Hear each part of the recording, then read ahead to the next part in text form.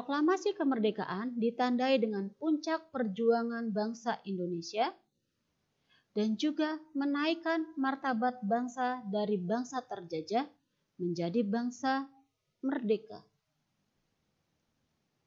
Proklamasi juga bermakna sebagai tonggak sejarah lahirnya negara Indonesia. Dan juga berarti pernyataan secara de facto bahwa Indonesia telah diakui keberadaannya di seluruh dunia. Itulah arti dari proklamasi kemerdekaan Indonesia. Bagaimana ya upaya untuk mempertahankan kemerdekaan Indonesia? Kemerdekaan Indonesia diraih melalui perjuangan keras dan penuh pengorbanan. Maka kita harus mempertahankan kemerdekaan yang telah diraih. Salah satunya, selain dengan berperang melawan sekutu, juga dengan melakukan perjuangan diplomasi. Tujuannya agar kedaulatan negara mendapat pengakuan internasional. Setelah bangsa Indonesia memproklamirkan kemerdekaannya, tetapi pihak Belanda masih tetap ingin menjajah kembali bangsa Indonesia. Oleh karena itu, pertempuran-pertempuran masih dilakukan antara pemerintah Indonesia dan pemerintah Belanda. Beberapa pertempuran untuk mempertahankan kemerdekaan RI yaitu Pertempuran Medan Area yang terjadi pada tanggal 13 Oktober 1945.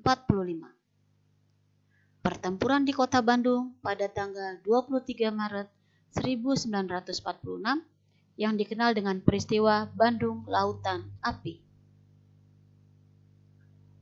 Pertempuran 10 November 1945 di Kota Surabaya dan Pertempuran Ambarawa 20 November hingga 15 Desember 1945. Untuk mempertahankan kemerdekaan, pemerintah Indonesia juga melakukan perjuangan diplomasi, yaitu jalur-jalur perundingan antara pemerintah Indonesia dengan pemerintah Belanda.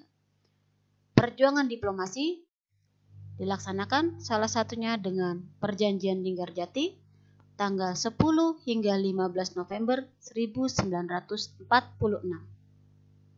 Perjanjian Renville, tepatnya di kapal Renville, pada tanggal 8 Desember 1947 hingga 17 Januari 1948. Lalu Perjanjian Rum-Royan pada tanggal 17 April 1949 hingga 7 Mei 1949. Dan Perjanjian KMB atau Konferensi Meja Bundar yang dilaksanakan di Belanda pada tanggal 23 Agustus 1949. Perjuangan di medan pertempuran. Di medan pertempuran, Pertempuran 10 November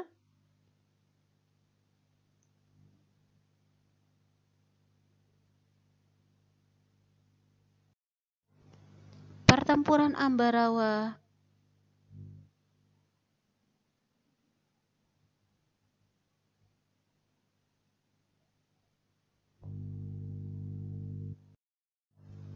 Pertempuran Bandung Lautan Api,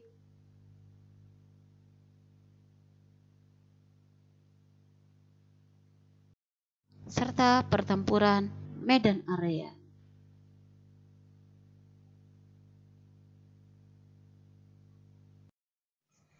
Berikut adalah pahlawan yang memimpin medan pertempuran.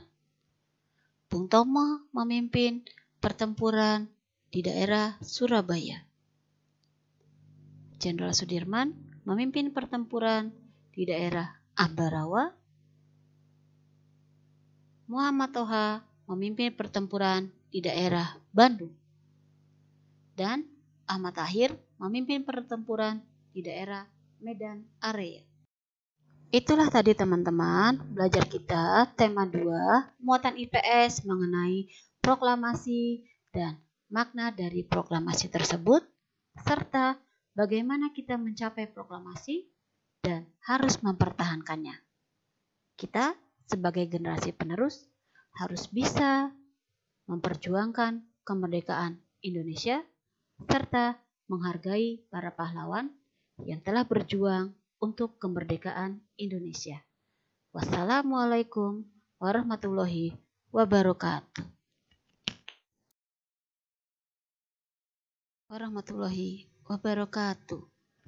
Bagaimana kabarnya teman-teman hari ini?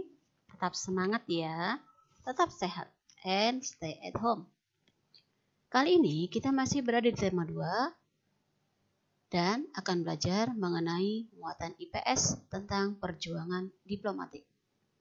Sebelumnya, Miss akan mereview jikalau materi yang kemarin mengenai mempertahankan kemerdekaan Indonesia bisa dengan 2 cara, yaitu cara melalui perjuangan atau peperangan, dan yang kedua mengenai perjuangan diplomatik. Hari ini kita akan mempelajari tentang perjuangan diplomatik. Ya, salah satunya dengan cara diplomasi Linggarjati. Tahukah kalian di mana daerah Linggarjati itu? Linggarjati berada di wilayah Kuningan, Jawa Barat. Perjanjian Linggarjati dimaksudkan untuk menyelesaikan konflik antara Indonesia dengan Belanda. Diadakan pada tanggal 10 November 1946 hingga 15 November 1946. Dan perjanjian ditandatangani pada 25 Maret 1947. Perundingan Linggarjati dipimpin Lord Killern dan Indonesia diwakili oleh Sultan Syahrir serta Belanda diwakili oleh Van Mock. Apa isi perjanjian Linggarjati? Isi perjanjian Linggarjati terdiri atas 3, yaitu 1. Belanda mengakui kekuasaan RI atas Sumatera, Jawa, dan Madura. 2. Pihak Belanda dan Indonesia sepakat untuk membentuk RIS, Republik Indonesia Serikat. 3. RIS dan Belanda akan membentuk Uni Indonesia Belanda dan Ratu Belanda berkedudukan sebagai ketuanya.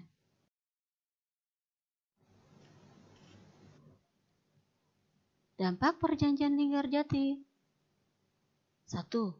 Wilayah Indonesia sangat kecil karena cuma terdiri dari 3 wilayah ya. 2. Rakyat Indonesia tidak puas dan menyatakan kegagalan proses diplomasi. 3.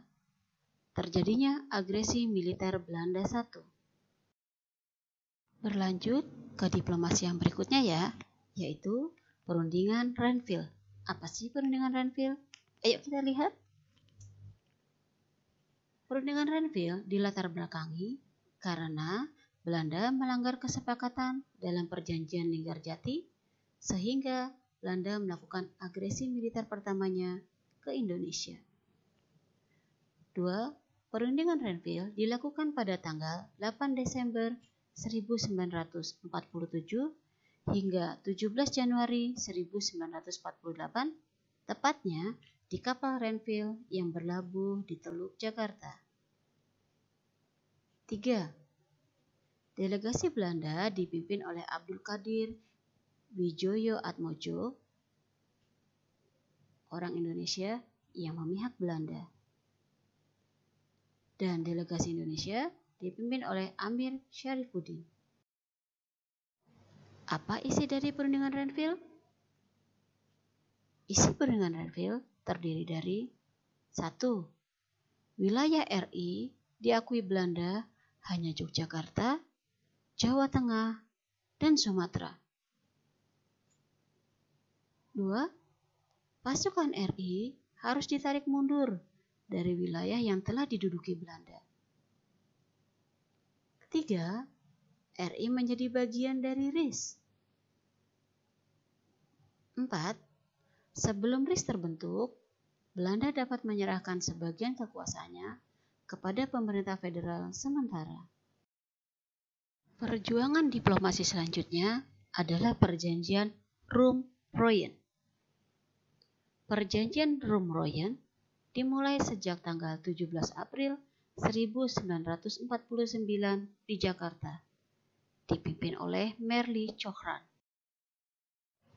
Pada tanggal 7 Mei 1949, tercapai suatu kesepakatan, yaitu dari pihak Indonesia dan pihak Belanda. Dari pihak Indonesia, yaitu pihak Indonesia mengeluarkan perintah kepada rakyat untuk menghentikan perang gerilya. 2. Bekerja sama mengembalikan perdamaian dan menjaga ketertiban keamanan. Kemudian, turut serta dalam konferensi meja bundar di Den Haag. Sementara dari pihak Belanda, bahwa pihak Belanda menyetujui RI kembali ke Yogyakarta, lalu menjamin penghentian gerakan militer dan pembebasan tahanan politik. Tidak memperluas negara dengan merugikan RI. Menyetujui RI menjadi bagian dari RIS. Mengadakan KMB di Den Haag. Ya, kelanjutan dari perundingan-perundingan yang lain adalah konferensi meja bundar. Pelaksanaan KMB dimulai pada 23 Agustus 1949 berlangsung di Den Haag, Belanda. Diikuti oleh Belanda, Indonesia, dan BFO, bekas negara boneka buatan Belanda. Mencapai keputusan pada tanggal 2 November 1949. Berikut hasil dari keputusan KMB. Belanda mengakui RIS sebagai negara yang merdeka dan berdaulat. Penyelesaian Irian Barat ditangguhkan sampai tahun berikutnya. RIS akan bekerja sama dengan Belanda dalam suatu perserikatan yang dipimpin oleh Ratu Belanda. Semua hutang bekas Hindia Belanda harus dibayar oleh RIS. Ayo kita sebutkan lagi perundingan apa saja yang sudah dilakukan oleh pihak Indonesia dan Belanda. 1. Perjanjian Linggarjati. 2. Perundingan Renville. 3. Perundingan Rum-Royen. 4. Konferensi meja bundar.